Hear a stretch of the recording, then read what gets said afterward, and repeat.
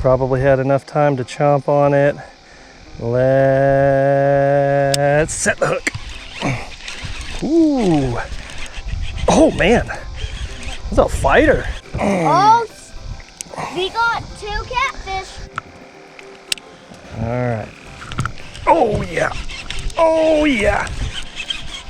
Stay on, buddy. Are you gonna keep it? Yeah, we're gonna keep them.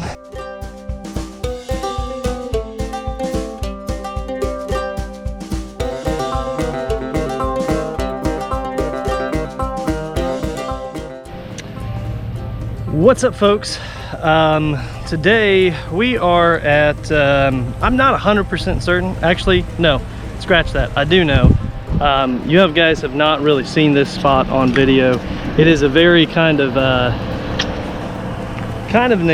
wouldn't say neglected, but kind of ignored and forgotten boat ramp on Lake Eufaula, because the water out here is kind of separated from Lake Eufaula. You can't really get to it, and the water out here is super shallow, so hardly anyone ever comes out here.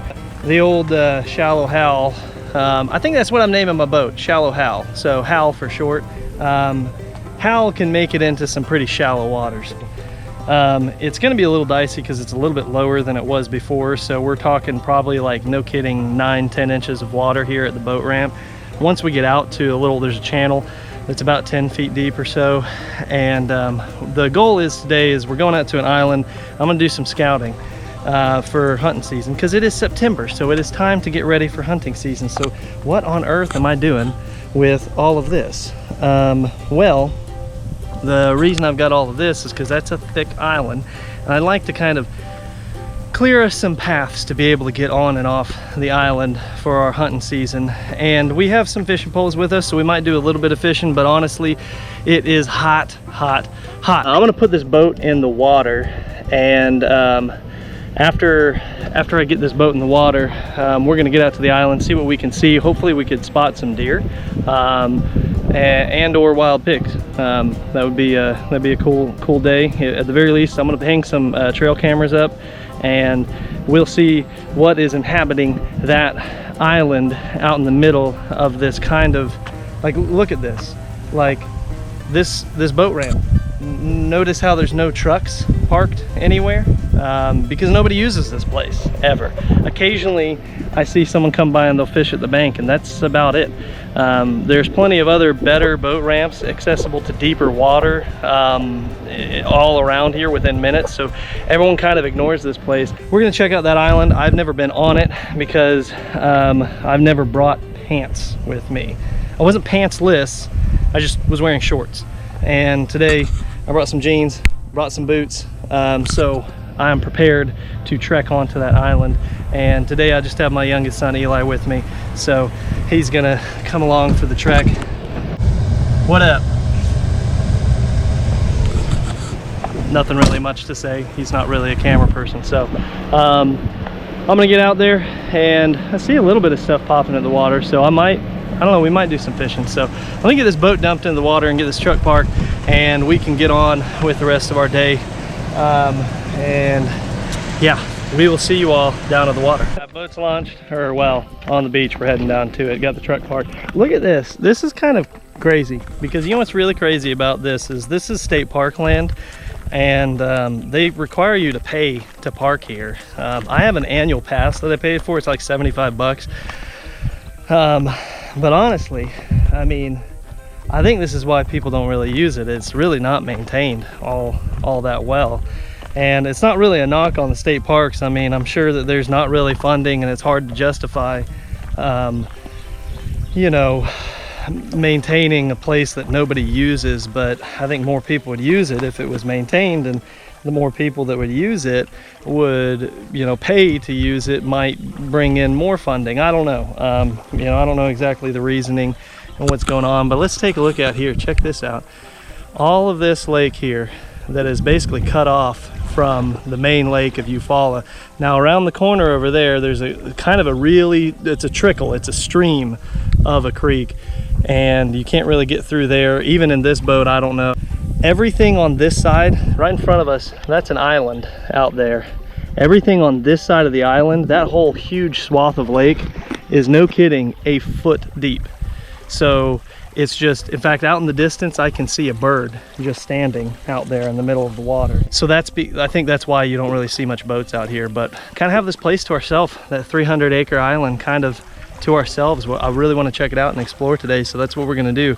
We're gonna put on our exploring boots and get to exploring. So, hey, what you doing? Are you looking for bugs? Why don't you hop on the boat? All right, time to set sail and get on out of here.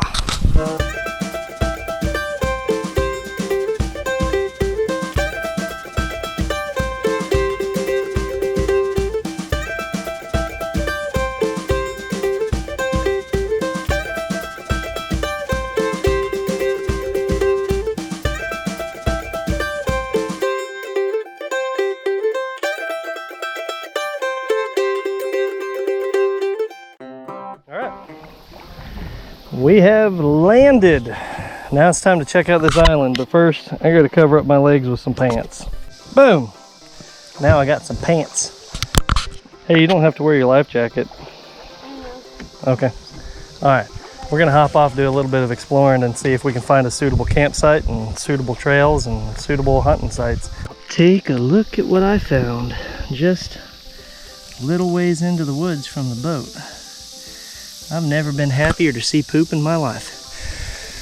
That's deer poop, fellers, ladies and gents. That's the shore. I mean, just from walking right in, I'm immediately seen signs, so that's good. And that's not too terribly old of deer poop, so I'm gonna continue. These woods aren't as thick as I thought they were. From the shore, it looks a whole lot more thick than it is. It still isn't ideal entirely, but it's not as miserable as I thought it was gonna be. I'm gonna continue looking around, and I'm gonna clear a little bit of the path ahead of the ways because I just realized that Eli doesn't have pants. So I'm gonna try and clear ahead of the way so that way he doesn't have to walk through any of this thick stuff. And he's wearing Crocs too, so he's come completely unprepared. I don't know why he didn't think this through. I mean, honestly, as a 5-year-old, you would think that he'd be more prepared by now, but whatever, you know. All right, so we've got ourselves a nice little kind of cleared path to camp, the spot that I've designated as camp, and I'm sure you guys will see this in a video in the future once we come out here to camp. But my plan is this tree to this tree will be one hammock, from there to there will be another hammock, from there over will be another, and from there to there will be another, and this little opening right here will be the entrance to our camp. So when you're hammock camping, you really got to select almost a perfect spot that you know, the trees are set up perfect for you. And we've got 4 hammocks most of the time that need to be set up. So, and where we're at here is not so far away from shore that going back and forth to the boat's going to be a real pain, but it's high up enough to where if water levels do rise, it's not going to be a big deal. Oh, Eli found himself a praying mantis. Oh, he keeps trying to run away from you. He doesn't really want you to play with him, I don't think. Well, be nice to him. Okay, just let him go. So I've got a site selected for camp now, and it worked out perfectly the way that these trees are set up to where we can set it up. And then I don't think we're gonna have to worry too much about winds, because off that direction is our west side. That's where we're most open to.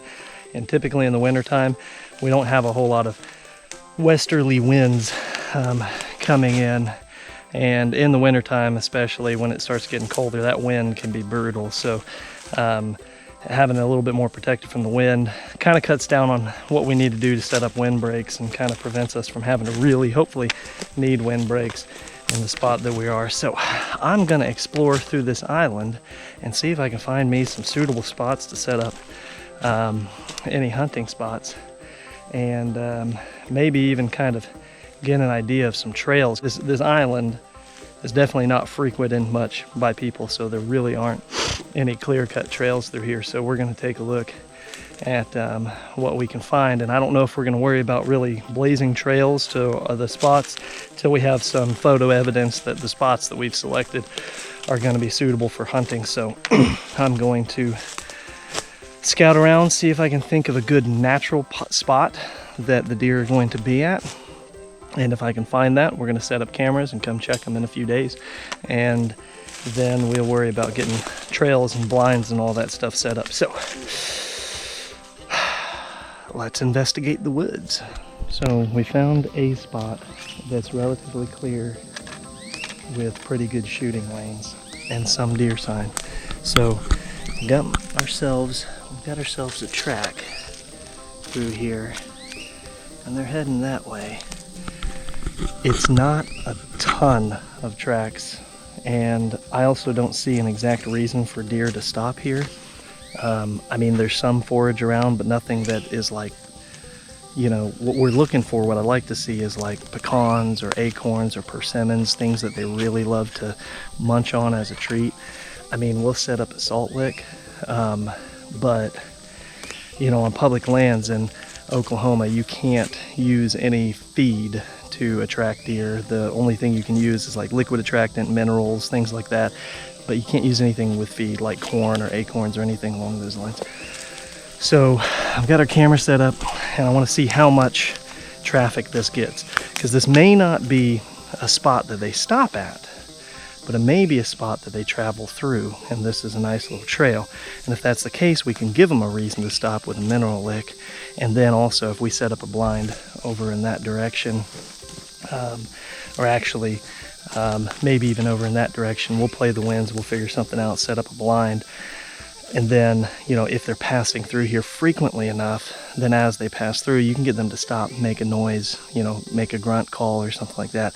Gets them to stop, slow down long enough to get a shot. So this may not be a spot that they frequent, that they stay at, but it may be something that they travel through enough. So I've got a camera set up, and we'll at least keep an eye on this spot for a couple weeks, and we may move this camera, find another location before we determine where exactly we're setting up the blind. But we only have a few weeks, honestly, before we got to get a blind up, so that way the deer can get accustomed to the presence of a blind.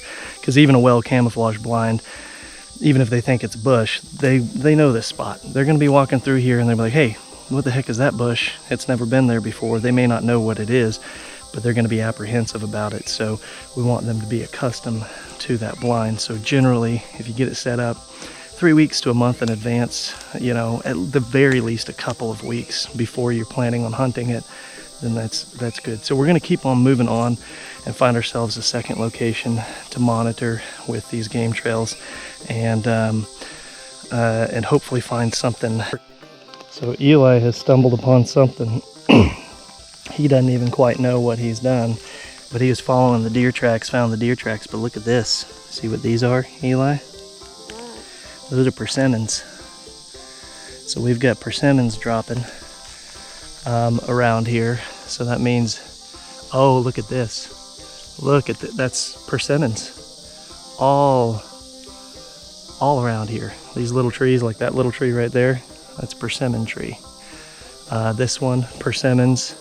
So that's why the deer were walking by there. And we got persimmons here. That's what I want to see. I want to see something along those lines, a reason for the deer to come in and stop, not just a haphazard trail that they might have walked through once, or they come through once every other week. We want consistency. We want something that they're coming through here frequently enough, the way we can count on them being here. Okay, so we found ourselves another spot. The mosquitoes out here right now are ridiculous. I'm not looking forward to early season with it being this warm and bugs. Anyways, we got another clearing here, and we got pecans, but we also have acorns. And we've got some deer tracks coming through here. Doesn't look like a major thoroughfare, but we're gonna set a camera up here, see how many are coming through here and how frequently, and see what type of activity we're seeing around here, and kind of see, are they coming here and stopping, or are they just passing through? What are they doing? We'll set up this camera, and then we'll head back to the boat and do a little bit more fishing, and perhaps we'll come back out here in the next couple days and see some deer on our trail cam. So we'll see you folks in a little bit. Okay, so pro tip, whenever you get your trail cameras out from your hunting storage area for the first time in the season, probably a good idea to check and make sure that you have a SD card in there. I have absolutely no idea where the SD card was, but that last camera that we just set up, I'm gonna put it there just to have it there, but I don't have a card in it, so it's not gonna get any cameras or photos. So whenever we come back, we'll put an SD card in there so we can get cameras or photos. Goodness. But at the very least, we've got one, and we've got our area set up, or some of the area scouted, some waypoints dropped, and I can do more scouting whenever I've got a little bit of help from Tyler when he's not too busy remodeling his kitchen. But I'll come back out in a few days, check that one camera, put a SD card in that one. I feel stupid. I put fresh batteries in both of them. I was like, I got the batteries in, and that means that one I had open, and I would have noticed, or should have been, if I was paying attention, I would have noticed there's no SD card in it. And I'm just a blundering idiot who doesn't know how to pay attention to detail and put an SD card in there. So that camera really is just there for decoration purposes, to decorate the woods. We're gonna head back to the boat now and maybe get some extra fishing in. All right, see you folks back at the water. All right, back on water, and whenever you get out of those woods and into this sun, it gets toasty. So whoop, I have back to exposing my legs. We're gonna do a little bit of fishing, but I think I'm gonna do my best to try and find, like right now I'm looking out, and there's like gar in here. I mean, obviously it's a hot summer day and there's shad popping all over the place. Gar are gonna be hanging out in this area, but I think I might target some shady areas and see if we can't catch a bass today, smack dab in the middle of the day in a super hot day. It's a tall order, but I think I feel like fishing for bass today, so that's what we're gonna do. Well, we didn't have much luck on bass lures. Honestly, this particular spot of water, like, it gets real shallow up on the shores real quick. So like most spots are like, they're like a foot deep, like 20-30 yards out off the shore. So it gets shallow. It gets shallow pretty quick, so we can't really fish the shore, fish cover very well. And we've got some brush piles out here in the middle, and there's gar out here, and almost definitely catfish out here. I'm gonna throw some more shad on here, and I guess we're just gonna sit out here in the middle, hang out, relax with the lines out with the shad, and see what the shad drags in. But you know, take a look at this. I mean, it's not a giant lake area per se, but it's a large swath of water. And we are out here all day that we've been out here. We've had not a single other boat, and way off in the distance I can see my lonely truck up at the boat ramp. No one's out here, so it's a pretty cool spot. I'm probably gonna frequent this a good bit, because this is like 2 minutes from my new house. It's kind of one of those things that whenever I say, you know, go off the beaten path, find yourself a good, you know, fishing spot, it's not too difficult to do. Granted, in this particular instance, you need a boat. That costs money. And really, you need a boat that can get in shallow water, so you need a surface drive. However, you don't need an expensive boat, and you don't need something too expensive to get in shallow water. You could kayak fish out of here, no problem. Kayak will get you all over these, this even better than what this boat can do, a canoe would do. So yeah, you wouldn't have a powered boat, but you could get something affordable to get into these kind of hidden away waterways that people don't tend to fish. You know, typically when you think about lake fishing, like when we have Lake Eufaula just on the other side of all of that land there that we're kind of cut off from, it's the largest lake in Oklahoma. people are going to tend to want to go over there where it's deeper and they can run their bass boats, pontoon boats, their speed boats, all that stuff, way more so than they're going to want to come over here where they can't hardly do anything, honestly. It's just way too shallow to get most boats in here. I mean, right now we're sitting, this is like the deepest spot of the lake in this little channel here. There's like a channel that runs, it's about 9-10 feet deep.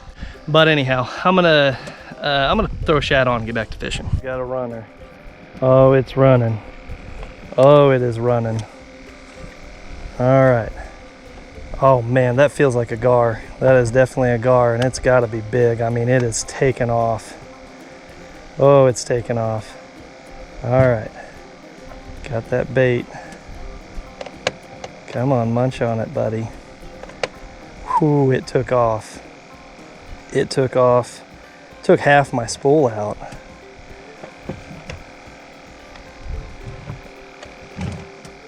Goodness gracious, it's still going.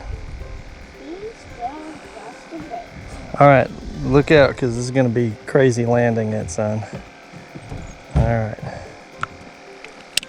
All right. Oh yeah. Oh yeah. Stay on, buddy. Yep, that's the plan. Oh goodness. Oh no, it's a catfish. It's a catfish. It's a big catfish. I think it's a cat. Yeah, it's a catfish. Oh, that's your first ever big, huge catfish. It's not my first ever big, huge catfish. You have Woo! It's a blue cat. Oh, you gonna keep it? Yeah, we're gonna keep him. Man, he ran with it. He ran with it like a gar. That is bizarre. Didn't mean to rhyme that. All right, and I forgot the fish cooler because it wasn't with the boat. So I don't really have an ideal place to put him, so I guess he's gonna get stored with the bait probably. Okie doke, artichoke. Let's get him unhooked. Okay. I'll get it. Grab shad in there without getting spined by a catfish. Not ideal, folks. What you got to do is you got to have a live well or a spot to keep your fish. And I traditionally do, but it was at the house because last time that we caught catfish, we brought it home and I forgot to bring it with me to put back on the boat. So I guess the bucket is what we're transporting it in. That's honestly, that was a pretty aggressive blue cat, and it ran, like it just ran with it. I mean, like it was a gar. I thought it was weird that it'd be a gar, because honestly, the best luck that I've had catching gar is, you know, moving a bait in front of their face rather than just sitting a dead shad on the you know, on the riverbed. Oh, I just caught another one. Oh no, he let it go. Yeah, what was it? It was another catfish, I'm sure. There's another runner. He's running with it. Probably had enough time to chomp on it. Let's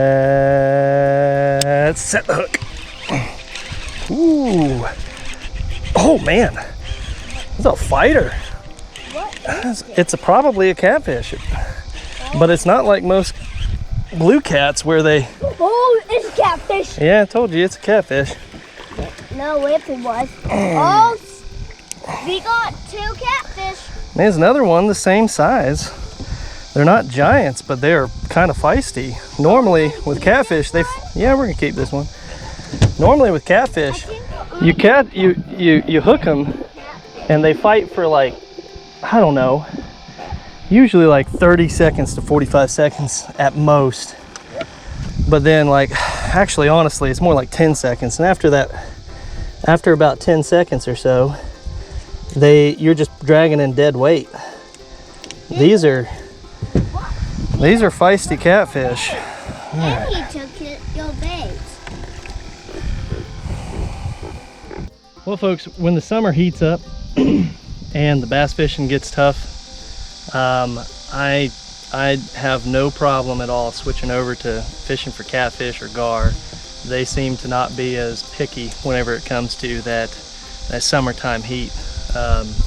Shad here in Oklahoma, especially catfish in Oklahoma, are plentiful, and they're in just about every body of water you got. And shad is kind of the name of the game whenever you want to catch any of those. And right now, when the water's like real hot, the shad are moving all over the place. There's so many shad right now. In fact, whenever I caught the cast net of those shad, it was just a couple cast nets, and it was full cast net, easy to catch. It's turned into a pretty nice day because it's overcast, and so we're not getting hit with the sun constantly. We've got a nice light breeze, so it's not really, you know, moving us around too much, and it's not too miserable now that the clouds kind of rolled in and the breeze kind of picked up a little bit. It's kind of a nice day, nice evening. Nope, just nibbling again. Come on, something keeps nibbling at it. Folks, it's getting late. It's getting late, so we're gonna head home.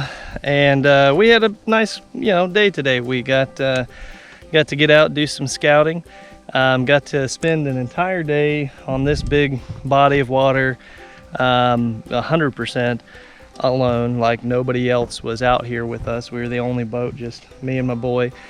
Caught those 2 catfish. I was really hoping to catch a third, but we still have some catfish in the freezer, so we have that should be plenty enough to have ourselves a meal, maybe even 2, because we had that one really big catfish from before. So if you like this video, give a thumbs up. If you'd like to see more videos involving hunting, let me know in the comments below, because I'd like to start as hunting season's coming in, archery season. We're going to probably do film some of that as well.